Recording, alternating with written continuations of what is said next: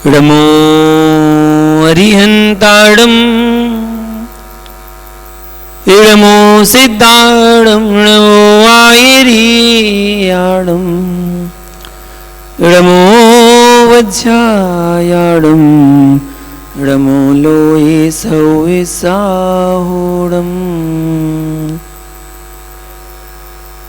वंदितु सौ सिद्धे धूम जलमणोवम गदिम पते बोछामी समय पाहोड़ मिड़मो सुध के बिली भड़िदम। जब अनंतानंद सिद्ध परमेष्ठी भगवान की विश्ववंदनीय महावीर भगवान की परम पूज गुरुदेव गणाचार्य श्री विराग सागर जी महामुनिराज की परम पूजाचार्य श्री विशुद्ध सागर जी मुनिराज की अहिंसा में विश्व धर्म की महानुभाव, जगत में सबसे खोटा मिथ्यात्व कोई है तो वह पर का कर्तापन है। सारी विषय हट जाएं परंतु पर का कर्तापन नहीं हटता है। सब कुछ छूट जाता है, बस पर का कर्तापन नहीं छूटता। मैं करता, मैंने किया, आप कौन करने वाले? महावीर स्वामी के जीव को अकौआ बनना पड़ा, कितनी दुर्गतियों में गए। इसका कोई कारण था तो क्या? पर का कर्तापन कि स्वयं का कर्तापन? कौन कारण था? पर का कर्तापन या स्वयं का कर्ता मैं हूं, स्वयं का भोक्ता मैं हूं। विश्व की ऐसी कोई शक्ति नहीं है जो बाल भी बांका कर सके आपका। दुनिया की कोई ताकत ऐसी नहीं है जो आपका बाल बांका कर सके। यदि तेरे अपघात नाम कर्म का उदय नहीं होगा, परघात नाम कर्म का उदय नहीं होगा तो कोई कुछ भी नहीं कर पाएगा। सम्यक दृष्टि होना है तो इतनी ताकत लाइए जो जीव द्रव्य की त्रैकालिक सत्ता को जानता है, जो जीव द्रव्य की त्रैकालिक सत्ता को मानता है, उसे जगत में डर नाम की कोई वस्तु नहीं है। शाश्वत उसे पता है जीव का तो मरण कभी होता ही नहीं है। नाश पर्याय का होगा, द्रव्य के द्रव्य पने का नाश कभी नहीं होगा। जगत के कल्याण का कर्ता तू है। निर्णय ऐसा लो कि सर्वज्ञ के ज्ञान से जगत का परिणमन नहीं होता है। जो जगत का परिणमन होता है वह सर्वज्ञ के ज्ञान में झलकता है। भगवान के ज्ञान में झलकता है तो परिणमन होता है, या जो परिणमन होता है वो भगवान के ज्ञान में झलकता है? जो होता है वो झलकता है, वह त्रैकालिक झलकता है, इसमें कोई विकल्प नहीं है। लेकिन प्रभु के ज्ञान से मेरा परिणमन होता नहीं। प्रभु के ज्ञान से मेरा परिणमन होता नहीं। जो प्रभु के ज्ञान से अपना परिणमन मानता है वह प्रभु की वाणी को झूठा करता है। प्रभु ही ने तो कहा है क्या? कण कण स्वतंत्र है। सर्वज्ञ की वाणी में आया है इसलिए कण कण स्वतंत्र है। सर्वज्ञ की वाणी में आया है कि कण कण स्वतंत्र है, या कण कण स्वतंत्र है इसलिए सर्वज्ञ की वाणी में आया है? वो तो पहले से था, है, था और रहेगा। कण कण स्वतंत्र है, कण कण स्वतंत्र है, वो भगवान की वाणी में आया है, भगवान के ज्ञान में आया है। कण कण स्वतंत्र है इसलिए भगवान के ज्ञान में आया है। जगत में, ब्रह्मांड में, त्रिलोक में जो जो द्रव्य में हो रहा है वह केवली के ज्ञान में कैसा हो रहा है? हस्तमलकवत झलक रहा है। जगत में जितने द्रव्य हैं उनका विशद ज्ञाता जो है उसका नाम है केवली भगवान, जो सब कुछ जानता है और सबको जानता है। यह छद्मस्त के ज्ञान का विषय नहीं है। केवली के ज्ञान से जगत का परिणमन होता नहीं, वह स्वाधीन है। सबका क्षयोसम एक सा नहीं होता है। वे यही समझते हैं कि भगवान ने जैसा कहा है वैसा होता है, जबकि जैसा होता है वैसा भगवान कहते हैं। दोनों में अंतर समझना। क्या लोग क्या समझते हैं, भगवान ने जैसा कहा है वैसा होता है, ऐसा लोग समझते हैं। लेकिन होता क्या है, जबकि जैसा होता है वैसा भगवान कहते हैं। वस्तु व्यवस्था निश्चित है। बहु आरंभ परिग्रह करेगा तो नरक जाएगा। वस्तु व्यवस्था व्यवस्थित है। मायाचारी करेगा तो त्रिंच बनेगा। सम्यक का पालन करेगा तो देव बनेगा। मार्दव भाव रखेगा तो मनुष्य बनेगा। वस्तु व्यवस्था व्यवस्थित है, ऐसा अर्थ लगाना। निर्ग्रंथ मुनि बनकर निर्ग्रंथ बन के रहेगा तो निर्वाण को प्राप्त करेगा। निर्ग्रंथ मुनि बनकर निर्ग्रंथ बन के रहेगा तो निर्वाण को प्राप्त करेगा। रत्नत्रय की दीक्षा लेकर परिग्रह जमा करेगा तो निगोच जाएगा। वस्तु व्यवस्था व्यवस्थित है। इसमें न पुरुषार्थ की हानि है न देव की हानि है। वस्तु व्यवस्था व्यवस्थित है नए प्रमाण के साथ। सब कुछ चल रहा है। कौन करने वाला? वस्तु व्यवस्था व्यवस्थित है। आपने भोजन किया, भोजन करने के बाद वो अंदर उधर में चला गया। वो उधर में भोजन जाकर कौन वहां पर ऐसी शक्ति बैठी है, कौन वहां पर बैठा हुआ है जो उस भोजन को सप्त धातु में परिवर्तित कर रहा है कोई? वस्तु व्यवस्था व्यवस्थित है। सब कुछ ऑटोमेटिक चल रहा है, हो रहा है। यहां भोजन किया और वो 7 धातुओं में परिवर्तित हो गया। खून, हड्डी, मांस सब कुछ उसी से बन रहा है। मल मूत्र सब कुछ उसी से बन रहा है। वो 7 धातुओं में निमित्त कुछ भी लगा लो। हाँ, निमित्त नैमित्त व्यवस्था बस चल रहा है। इसको कोई ऐसी शक्ति नहीं है कि कोई मशीन लगी हो जिससे वो मशीन डिवाइड कर रही हो कि तुम इधर जाओ तुम इधर जाओ। जैसे हम कर्म सिद्धांत बांधते हैं और हमने कर्म किया तो एक कोई भी कर्म हम जो कर रहे हैं वो 7 भागों में डिवाइड हो रहा है प्रति समय। हम कोई भी कर्म कर रहे हैं, यहां पर भी आप बैठे हैं तो 7 कर्मों में बंद हो रहा है प्रति समय। आयु कर्म को छोड़ के 7 कर्म तो प्रति समय बन रहे हैं। अब वो कैसे डिवाइड हो रहे हैं? आप आए तो मंदिर है, मंदिर में आकर यहाँ पर आप पूजा पाठ कर रहे हैं, मंदिर में आकर आप यहाँ पर भक्ति कर रहे हैं, मंदिर में आकर यहाँ स्वाध्याय सुन रहे हैं, मंदिर में आकर आप जाप कर रहे हैं, तो क्रिया तो धार्मिक की हो रही है। फिर 7 कर्मों का बंद कैसे होगा? ज्ञानावरणी, दर्शनावरणी, वेदनी, मोहिनी, नाम, गोत्र, अंतराय, 7 कर्मों का बंद हो रहा है। तो ये सब ऑटोमेटिक हो रहा है। कोई भगवान नहीं है कि भगवान आपकी व्यवस्था बना के बैठा हो, जो अन्य मतांतर कहते हैं कि वो भगवान ने भाग्य लिख दिया हमारा। उनके पास इतना टाइम थोड़ी है। अगर भगवान है तो उनके पास इतना टाइम नहीं है कि वो आपका भाग्य लिखने बैठे रहे कि तुमने ये किया, अब तुमने वो कर दिया, तुमने एक चीटी मार दी, तुमने एक नमोकात की माला फेर ली, अब तुम्हें पुण्य मिल गया, तुम्हें अब पाप मिल गया। नहीं, वस्तु व्यवस्था व्यवस्थित है। रागी कभी सम्यक दृष्टि नहीं होता। जिसके परमाणु मात्र भी राग है वह जीव सम्यक दृष्टि नहीं होता, निर्वाण को प्राप्त नहीं होता। तत्व ज्ञान का अभाव होने से शुद्ध बुद्ध परमात्म स्वभाव को नहीं जानता। संपूर्ण आगम का ज्ञाता, संपूर्ण सिद्धांत सागर का अभ्यासी, ज्ञान पारगामी होने पर यदि आत्म तत्व का बोध नहीं है तो सिद्धि नहीं है।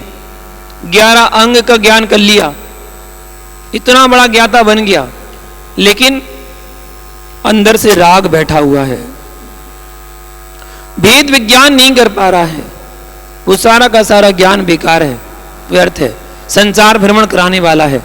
ठीक उसी प्रकार पंडित दौलत राम जी ने जो कहा है, मुनि व्रत धार अनंत बार ग्रेवत उपजावे, ये पंडित दौलत राम जी की वाक्य नहीं है, आगम का वाक्य है। उन्होंने तो लिया है, आधार लिया है, और किस अपेक्षा से लिया है? वरना तो मुनि बनने के बाद तो 32 में मोक्ष हो ही जाता है। जो मुनि बन गया उसका तो 32 में मोक्ष हो जाएगा। लेकिन कौन से मुनि का मोक्ष हो जाएगा? जो सम्यक दृष्टि होगा, जो भव्य होगा, जो निकट भव्य होगा, निश्चित वो मोक्ष जाएगा। उत्कृष्ट तो 2-3 भाव में मोक्ष चला जाएगा, मध्यम 7-8 भाव में चला जाएगा, और जघन्य 32 भाव में तो उसका मोक्ष हो ही जाएगा। लेकिन अगर वो अभव्य है, अभी भव्य नहीं है, अभव्य है, और अभव्य मुनि बन गया, मोक्ष नहीं जाना उसको, ये पक्का है। अभव्य का कभी मोक्ष नहीं होता है, ये सिद्धांत है। फिर मुनि बन जाएगा, मुनि बन के क्या कर लेगा? अपनी ख्याति फैलाएगा, लोग उसका नाम लें, लोग उसकी प्रशंसा करें, ऐसी भावना उसके अंदर चल रही है। मासोवासी बन जाएगा, महीने महीने के उपवास कर लेगा, और उसके निमित्त से सैकड़ों लोगों का कल्याण हो जाएगा, सैकड़ों लोग तर जाएंगे, सैकड़ों लोग दीक्षा ले लेंगे और उनका कल्याण हो जाएगा। लेकिन वो अभव्य वहीं बैठा रहेगा, और एक बार नहीं कई बार मुनि बन जाएगा, और कई बार मुनि बनने के बाद 9वीं ग्रीवक तक जन्म भी ले लेगा, 16 स्वर के ऊपर 9वीं ग्रीवक तक पहुंच जाएगा, और वापस चतुर्गति भ्रमण शुरू ज्यों का त्यों चलता रहेगा। क्यों? भेद विज्ञान नहीं कर सकता, भेद विज्ञान नहीं कर सकता, सम्यक दर्शन की प्राप्ति नहीं कर सकता, आत्मबोध का बोध नहीं है तो सिद्धि नहीं है।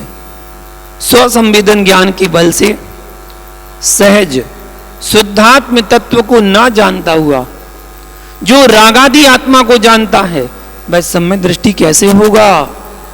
जो जीव अजीव के स्वरूप को नहीं जानता, वह सम्यक दृष्टि किसी प्रकार से नहीं हो सकता। तत्वार श्रद्धानम सम्यक दर्शनम, तत्वों का श्रद्धा ही नहीं है। जीव अजीव आश्रव बंध संबर निर्जरा मोक्ष, 7 तत्वों पर यथार्थ श्रद्धा नहीं है, वो सम्यक दृष्टि कैसे हो सकता है? भगवान आपने कहा कि रागी सम्यक दृष्टि नहीं होता, तो फिर चतुर्थ गुणस्थान वर्ती, पंचम गुणस्थान वर्ती, तीर्थंकर कुमार, भरत, सगर, राम, पांडव आदि, ये सब सम्यक दृष्टि कैसे? ऐसा मत कहिए। क्यों?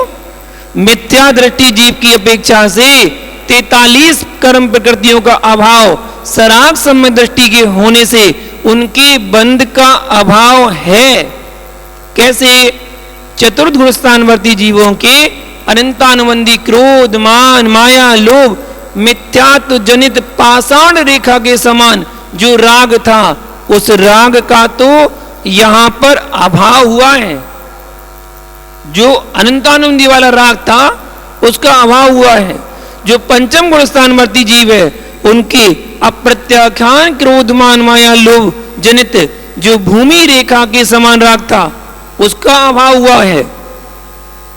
ऐसा पूर्व में भी कहा है, लेकिन यहां तो पंचम गुणस्थानवर्ती से ऊपर गुणस्थानवर्ती सम्यक दृष्टि जीवों का ग्रहण करना है। सराग सम्यक दृष्टि की यहाँ गौण वृत्ति है। जब भी सम्यक दृष्टि का वर्णन करें तो सब जगह यही तात्पर्य लगाना। अध्यात्म शास्त्र में समय सार में जब भी सम्यक दृष्टि की व्याख्या हो तो बीतराग चारित्र के अविनाभावी भूत सम्यक दृष्टि को ग्रहण करना, अविनाभावी भूत सम्यक दृष्टि को ग्रहण करना। यहाँ चतुर्थ गुणस्थानवर्ती आदि जो हैं उनको तो गौण वृत्ति में रखा है, उनकी गौण वृत्ति है। यहाँ मुख्य वृत्ति तो सप्तम गुणस्थानवर्ती से शुरू करना है। इसलिए ये कह रहे हैं कि जब तक राग रहेगा तब तक बंध रहेगा। यह अन्य बंध की दृष्टि है, मिथ्या बंध की दृष्टि नहीं है। मिथ्या बंध का अभाव तो चतुर्गुणस्थान में हो चुका होता है। जब उसने सम्यक दर्शन प्राप्त किया तो मिथ्यात का तो पहले से उसने क्षय कर, तभी तो अवृत सम्यक दृष्टि जीव बनेगा चतुर्गुणस्थानवर्ती। और दिगंबर श्वेता आमनाओं में तत्व की जो भी व्याख्या होती है उसका मूल श्रेय आचार्य भगवान कुंद कुंद स्वामी को ही होता है, कुंद कुंद स्वामी को ही जाता है। जो भी ग्रंथ लिखे गए वर्तमान में और लिखे जाएंगे उनमें कुंद कुंद स्वामी की ही छाया होगी। आधार लिया जाता है, आध्यात्म शास्त्र जितने भी लिखे जाते हैं, व्याख्या होती है, आधार कुंद कुंद स्वामी के ग्रंथ का ही लिया जाता है। आचार्य भगवान कुंद कुंद स्वामी समय सार की गाथा नंबर 203 में एक बात बताते हैं, तुम्हारा पद चैतन्य स्वरूप है। क्या कहते हैं?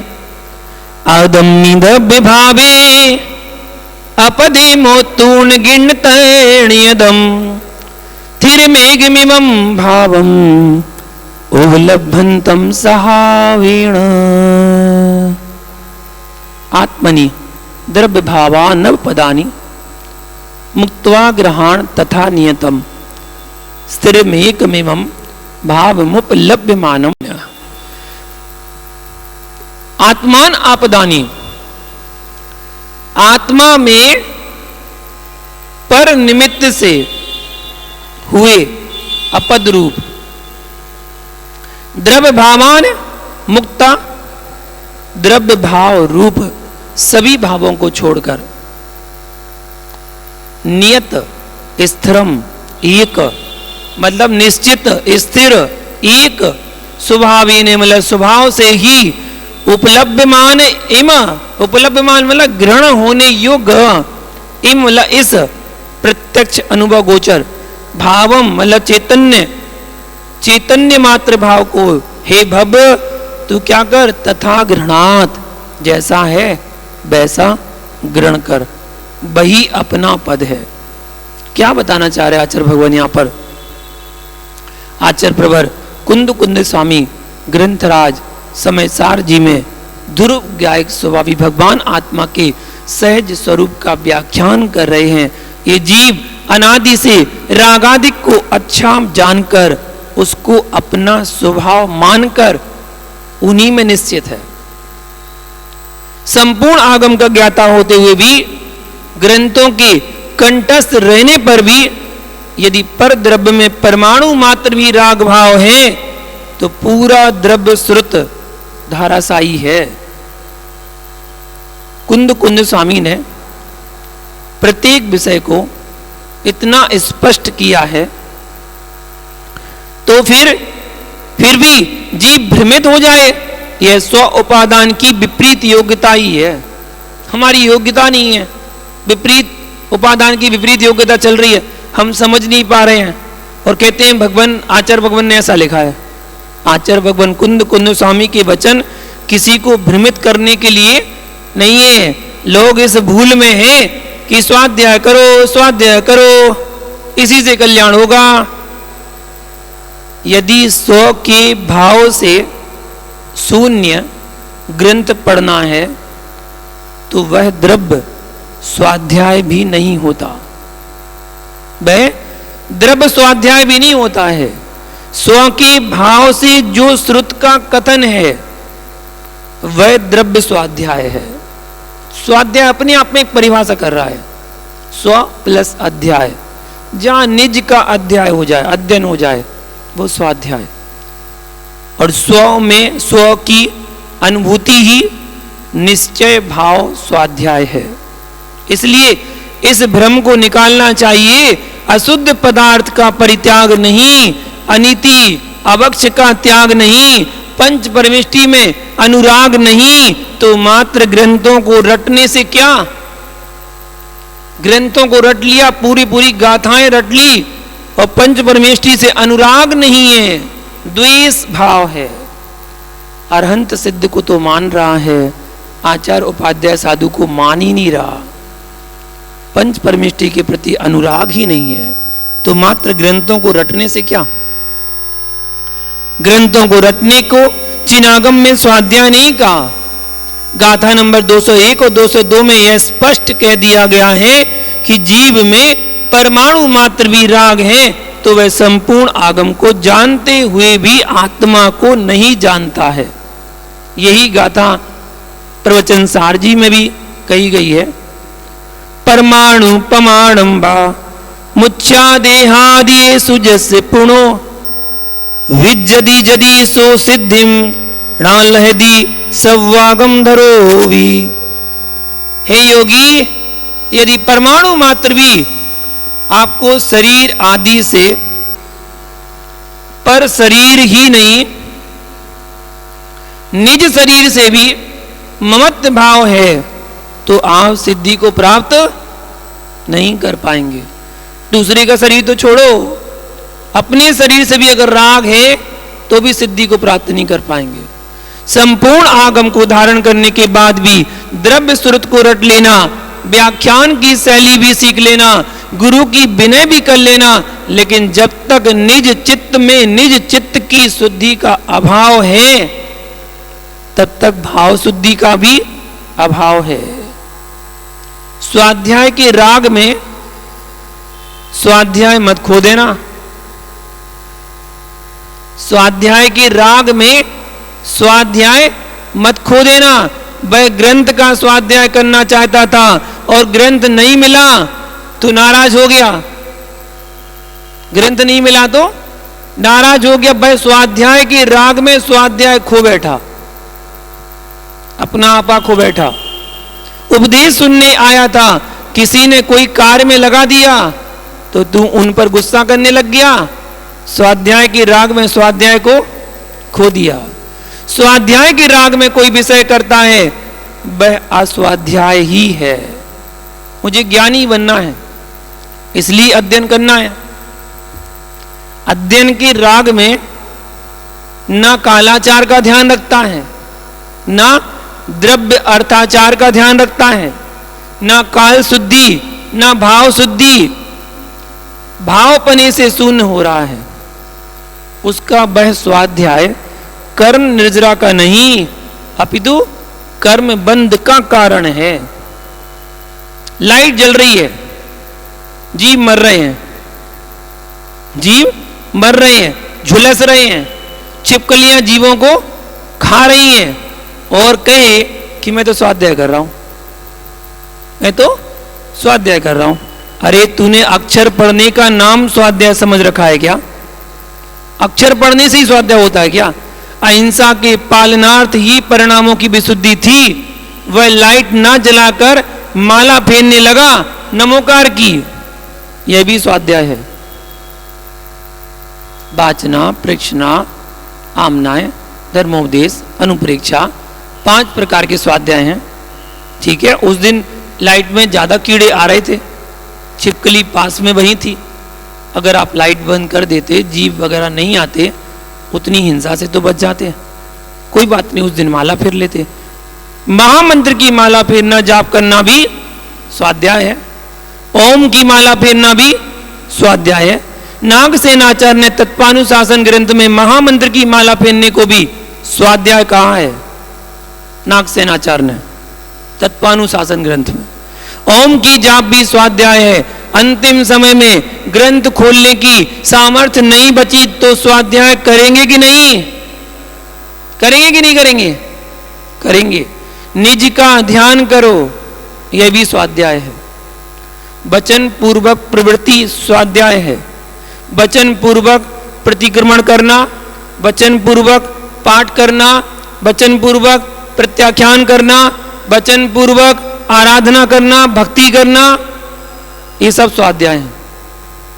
साम्य परिणामों को स्थिर कर लेना, इसका नाम स्वाध्याय है।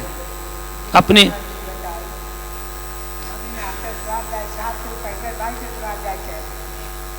स्वाध्याय, आप जिस समय माला कर रहे हैं, आप कुछ नहीं कर पा रहे, आप ग्रंथ नहीं उठा पा रहे हैं, तो वहां पर अगर माला भी कर रहे हैं तो वो भी स्वाध्याय है। इसका नाम साम्य परिणामों को रख लेना, ये भी स्वाध्याय है।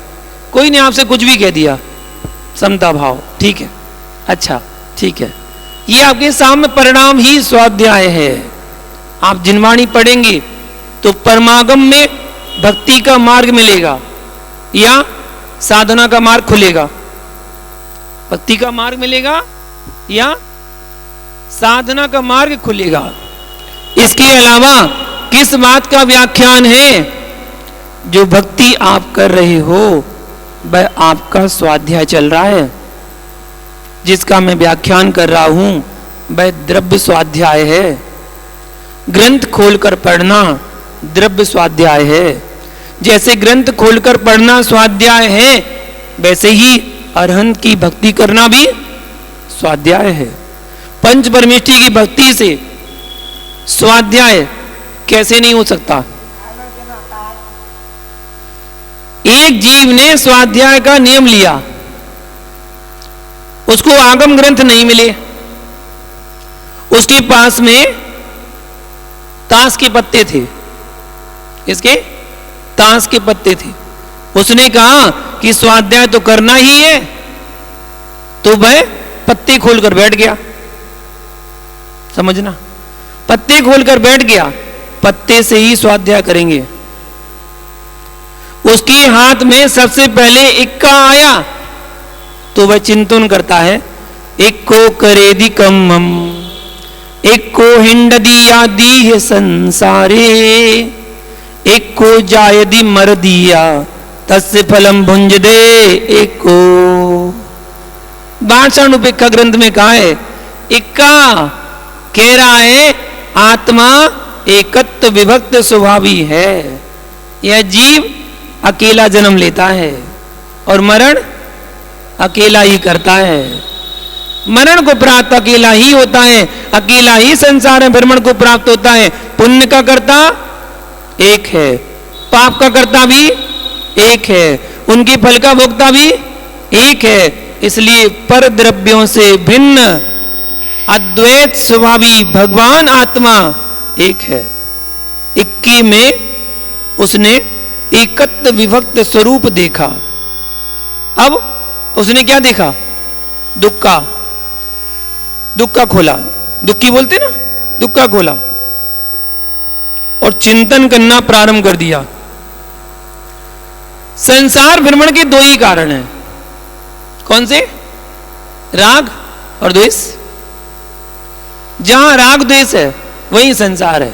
जहां राग द्वेष से परे हो गए, बीतराग अवस्था आ गई। राग द्वेष है तो संसार है। यह राग द्वेष की धारा ही संसार में रुला रही है। संसार से मुक्त होने के दो ही उपाय हैं। मुक्त होने के दो ही उपाय हैं, एक निज शुद्धात्मा निश्चय नय से और पंच परमेष्टि व्यवहार नय से। निश्चय नय से निज शुद्धात्मा और व्यवहार नय से पंच परमेष्टि। दो का त्याग करो और दो का आश्रय लो। राग द्वेष का त्याग करो और निश्चय व्यवहार पंच परमेष्टि और निज आत्मा का आश्रय लो। उसने दुक्की से स्वाध्याय कर लिया। सत्य यह है कि मैंने कभी ताश खेले नहीं है। तिक्की कह रही थी कि यदि इस त्रिभुवन से पार होना है, 3 लोक से निकलना है, तो रत्नत्रय धर्म को धारण करो, तभी तो तू संसार से बच पाएगा। उसने तिक्की का स्वाध्याय कर लिया। चौवा, चौका होता ना, चौवा कह रहा है कि क्रोध मान माया लोभ ये कसाई ही जीव को संसार में रुला रही है। यदि तू 4 आराधना का आलम्बन ले लेगा तो 4 अनंत चतुष्टय को प्राप्त कर लेगा। ये चौके का स्वाध्याय हो गया। पंजा आ गया। पंजा कह रहा है कि द्रव्य क्षेत्र काल भाव और भव ये पंच परावर्तन संसार है। इस संसार से यदि आपको मुक्त होना है, पंचम गति की प्राप्ति चाहिए, तो पंच परमेष्टि की आराधना करो और 5 पापों से सुरक्षित रहो। पंची का स्वाध्याय हो गया। अब छक्का आ गया। छक्का कह रहा है भैया तुझे मालूम होना चाहिए कि यह जीव 5 पाप और 6वां रात्रि भोजन उनके माध्यम से घोर पाप का आश्रय करके संसार भ्रमण करता है और मिथ्यात्व में डूब रहा है। इससे निकलने का मार्ग यदि कोई है तो 6 द्रव्यों पर श्रद्धान, 5 इंद्रिय और मन पर नियंत्रण करना, तो तू कर्मातीत होकर के सिद्ध शिला को पाएगा। ये 6ठी का स्वाध्याय कर लिया। अब आया सत्ती। 7 नरकों से बचना है तो 7 तत्वों पर श्रद्धान करो, यही सम्यक है और यही भव तारक है। उसने ताश के पत्तों से स्वाध्याय कर लिया। अट्ठा कह रहा था कि संसार में जीव 8 कर्मों से युक्त होकर ऊपर नीचे घूम रहा है, पंच परावर्तन कर रहा है। श्रावक के 8 मूल गुणों को स्वीकार करके आचार्य के 8 विशेष गुणों की ओर लक्ष्य बना करके 8 कर्मों का नाश कर दे तो सिद्धों के 8 गुणों को प्राप्त करेगा, तब तू अनंत सुख को प्राप्त कर सकेगा। नहला कह रहा है 9 पदार्थ की आस्था ही भव पार कराने वाली है। नव देवता पर आस्था रखो और कुदेवों को छोड़ो। यदि देवाधिदेव बनना है तो 9 देवों की आराधना करो। कौन से 9 देव? अरहंत सिद्धाचार्य उपाध्याय साधु, जिन धर्म जिन आगम जिन चैत्य जिन चैत्यालय। दहला क्या कह रहा है? 10 धर्म आत्मा के गुण हैं। आत्मा के 10 धर्मों को प्राप्त करके तू संसार अतीत हो जाएगा। जब तक आत्मा में 10 धर्म नहीं आएंगे तब तक तुम भव सागर से पार नहीं हो पाएगा। भवातीत होना है तो 10 धर्मों का आलंबन ले लो। अब आ गया गुलाम। तो गुलाम कह रहा है कि अज्ञानी जीव असंयम का पालन करता हुआ कर्मों का गुलाम बना हुआ है।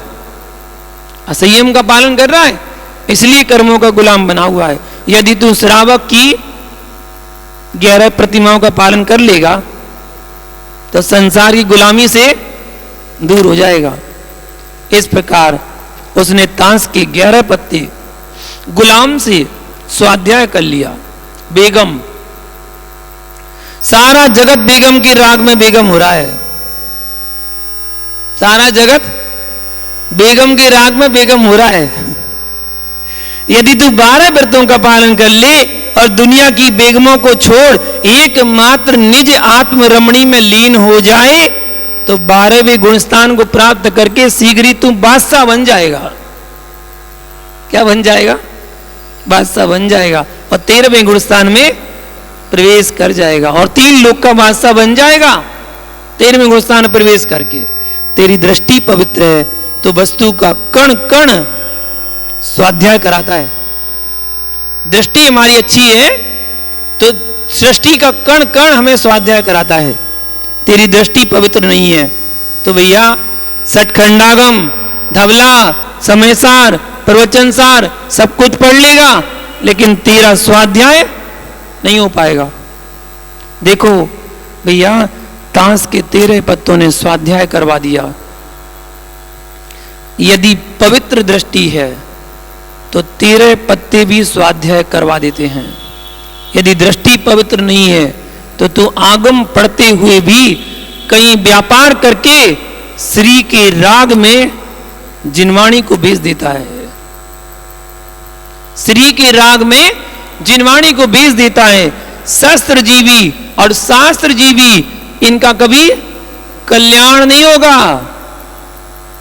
क्या बोले? शस्त्र जीवी और शास्त्र जीवी जो शास्त्र से अपना जीवन यापन करते हैं उनका कभी कल्याण नहीं होगा।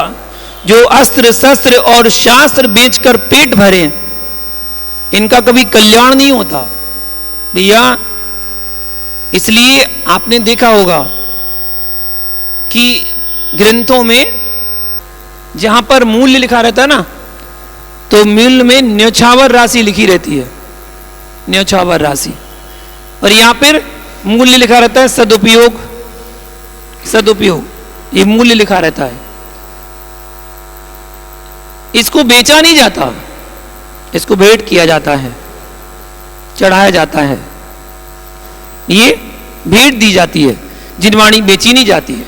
निज आत्म स्वाध्याय के लिए ना दीप जलाने की आवश्यकता है, ना शास्त्र खोलने की आवश्यकता है, निज में ही निज का स्वाध्याय है। इसलिए गाथा नंबर 201 कह रही है, हे ज्ञान मूढ़ो भो ज्ञान मद पाई, ज्ञान के मद को पी करके अब ईमान में मत डूब जाना, मेरा शास्त्र ज्ञान निर्वाण करेगा। शास्त्र ज्ञान से निर्वाण नहीं होता, स्वानुभूति की अनुभूति से ही निर्वाण होता है। आजकल लोग इसी में मस्त हैं। उनने दिन में 4 बार स्वाध्याय कर लिया, 4 बार सुना दिया, मुख कंडूक।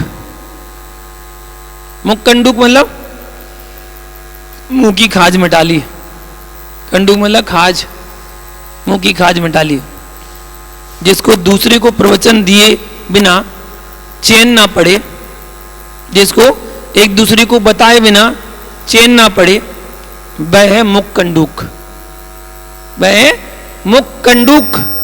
उसके मुख में खुजली हो गई है, सो बेचारा मुख की खुजली खुजा रहा है। आत्मा को नहीं जानता हूं, अनात्मा को भी नहीं जानता हूं। जो आत्मा को ना जाने वह तो अज्ञानी है ही, परंतु जो अनात्मा को नहीं जानता वह भी अज्ञानी है। आत्मा को वही जान पाएगा जो अनात्मा को जानता है, अनात्मा को वही जान पाएगा जो आत्मा को जानता है। जो तक एक को नहीं जानेगा, जब तक एक को नहीं जानेगा तब तक समझेगा कैसे कि ये आत्मा है कि अनात्मा है। जानना जरूरी है। जब आत्मा अनात्मा को नहीं जानता है, जीव अजीव को नहीं जानता है, बस सम्य दृष्टि कैसे हो सकता है? कपड़े उतार लो, लेकिन आत्मा अनात्मा को जाने बिना जगत की पोथियों का ज्ञान मोक्ष का पथ नहीं है। बस एक को जान लिया तो सबको जान लिया, ऐसा दृष्टांत मिलता है। हुआ नहीं होगा, दृष्टांत मिलता है प्रवचन आदि में। एक बार वर्धमान को पढ़ाने के लिए एक गुरुजी आए, अध्यापक जी आए, तो पढ़ाने के लिए सिद्धार्थ ने बुलाया था, तो पढ़ाया। तो गुरुजी ने बोले बोलो एक, तो वर्धमान ने कह दिया एक। बोले बोलो एक, तो वर्धमान ने कह दिया एक। बोले वाह, बच्चा बहुत होशियार है, इसको तो मेहनत नहीं करनी पड़ेगी, ये तो एक बार में सीख रहा है, ये तो एक बार में सीख जाएगा। बड़ा सोच में पड़ गया। अध्यापक कहता है ये तो बहुत अच्छा काम हुआ, चलो आगे बढ़ते हैं। चलो महावीर वर्धमान बोलो दो, तो महावीर कहते हैं एक। बोले एक हो गया, एक हो गया, अब दो बोलो दो, तो महावीर कहते हैं एक। ये क्या हो रहा है? मैं तो सोच रहा था बच्चा बहुत होशियार है, ये तो जल्दी सीख जाएगा, ये हो क्या रहा है? ये तो आगे नहीं बढ़ रहा है। बोले एक आपने सीख लिया है, अब आगे बढ़ो दो, तो वर्धमान कहते हैं एक। अब तो परेशान हो गया, और परेशान होके पहुंच गया सिद्धार्थ के पास। मैं नहीं पढ़ा सकता आपके बच्चे को। बोले वो हड्डीवादी है, आगे बढ़ ही नहीं रहा। जब मैंने एक सिखा दिया है, मैं बोल रहा हूं दो बोलो दो, वो आगे नहीं बढ़ रहा है। सिद्धार्थ ने बुलाया, वर्धमान क्या हुआ, आगे क्यों नहीं बढ़ रहे हो?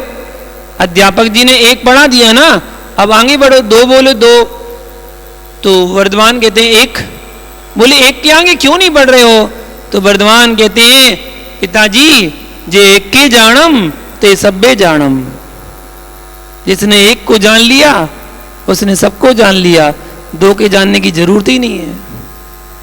एक को जानना, आत्मा को जान लिया, सबको जान लिया, फिर किसी की बात की जरूरत ही नहीं है।